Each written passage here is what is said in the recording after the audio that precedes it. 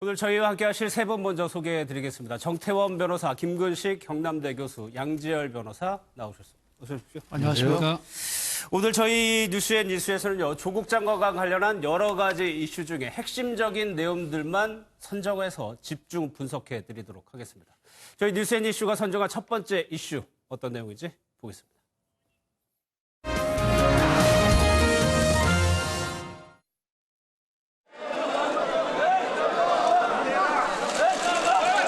법무부 장관 조국입니다.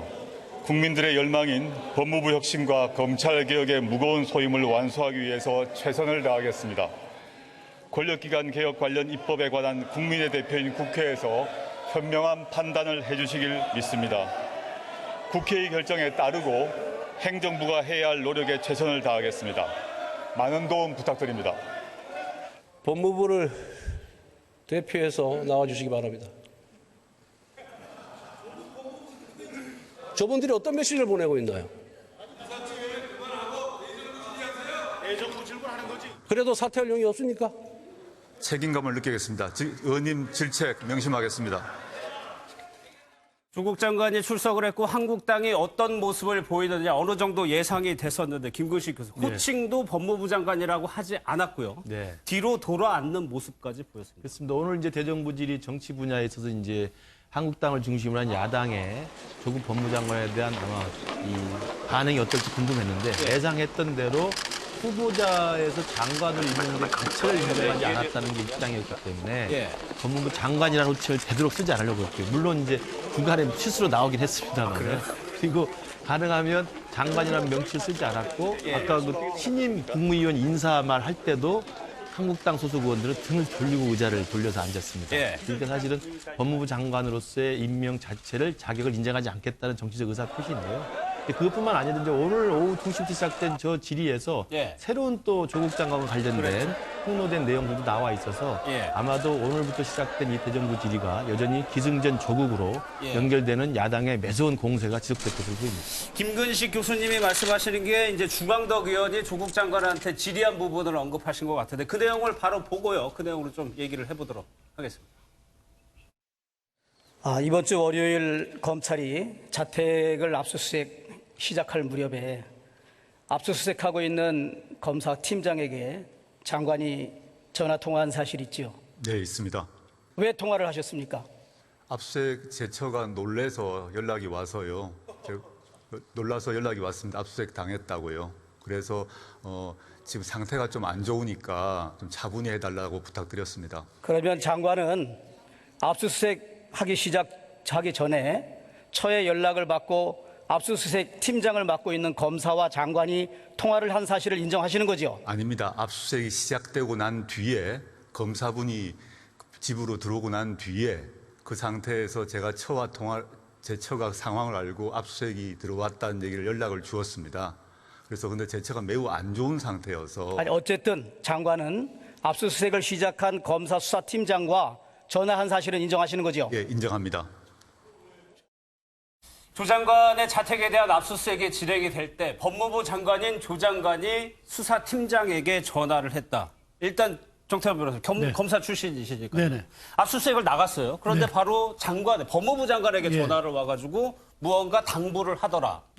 그 수사팀장의 입장에서는 어떻게 느끼셨어요? 굉장히 큰 부담을 느꼈을 겁니다. 왜 그런가 하면 사실 이게 압수수색 영장 2번이나 기각됐었거든요. 세 번째 나가는 것에다가 사실 장관의 집을 압수수색하는 거 아닙니까? 그래서 전 국민이 보고 있어서 이것이 이 법 절차에 위반돼서도 안 되고 또 수사의 목적인 압수수색물을 놓쳐서도 안 되고 그런 입장인데 갑자기 인사권자한테 전화가 와서 차분히 해달라.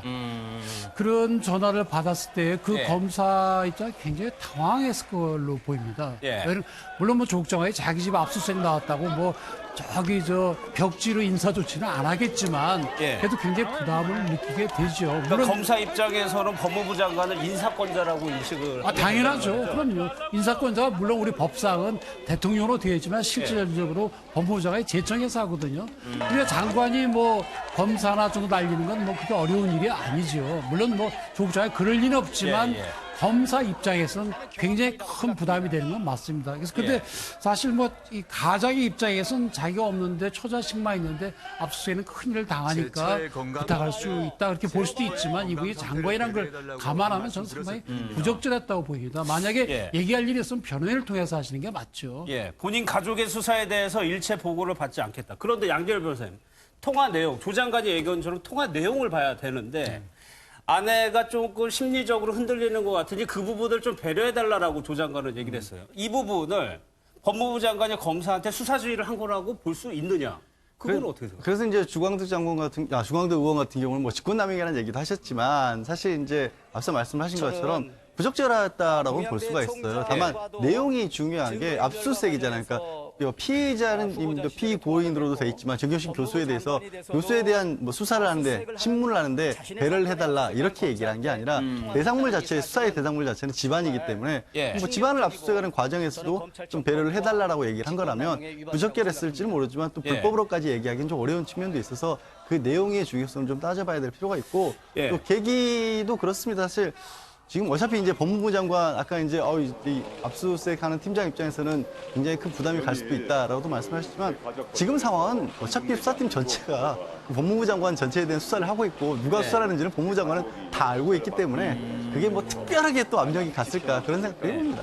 그래도 조금 아쉬운 부분은 청문회에서 그렇게 강조했던 부분, 그러니까 일체 보고도 안 받고 접촉을 안 하겠다는 약속이 지켜졌으면 어땠을까라는 좀 아쉬움이 그렇습니다. 오늘 이제 주광덕 의원의 폭로로 진짜 사실 압수수색한 검사에 대해 전화했다는 것이 드러났는데 이게 뭐 불법 여부는 차치하더라도 뭐 두 분의 의견이 좀 차이가 있을 수 있습니다만 불법 여부는 차치하더라도 부적절한 행위인 것은 분명한 것 같고요.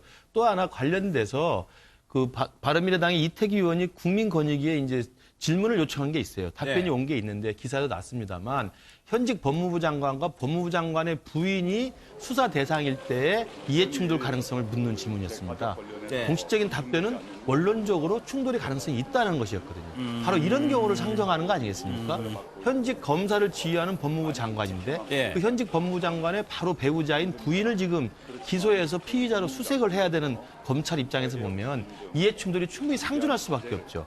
따라서 그런 부분은 굉장히 유의해야 되는 것이고 따라서 법무부 장관으로서 직무 수행에 있어서 그런 공사 구분을 분명히 해야 되기 때문에 아무리 처가 전화 와서 놀랬다 하더라도 직접 전화를 한 것은 제가 볼 때 굉장히 이례적이고 이해가 안 되는 부분이고요. 바로 그런 공사 구분의 의식이 옅은 것이 사실은 입시 유혹이고 모든 이런 특권과 반칙에 한 정점이 있었다고 국민들한테 지탄을 받는 게 뭐냐면 내가 한영예고의 같은 유학반 동아리에 학부형이기 때문에 당국대 의과대학 장교수한테 가서 인턴을 요청했다. 또 내가 아는 내가 서울대 공익인권법센터니까 와서 인턴을 하라고 그랬다.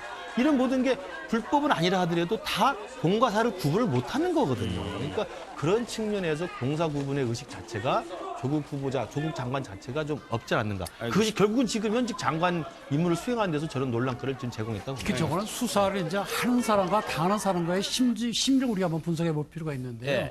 저도 그렇고요. 다른 제가 검사할 때 다른 사람들도 그렇고 수사할 때 굉장히 친절하게 해줬는데 또 불구하고 나중에 우연히 마주치게 되면 되게 피해요. 왜 그런가 하면 자기가 굉장히 힘들었을 때이기 때문에 그 검사가 싫은 게 아니라 다시 마주치기가 싫은 겁니다.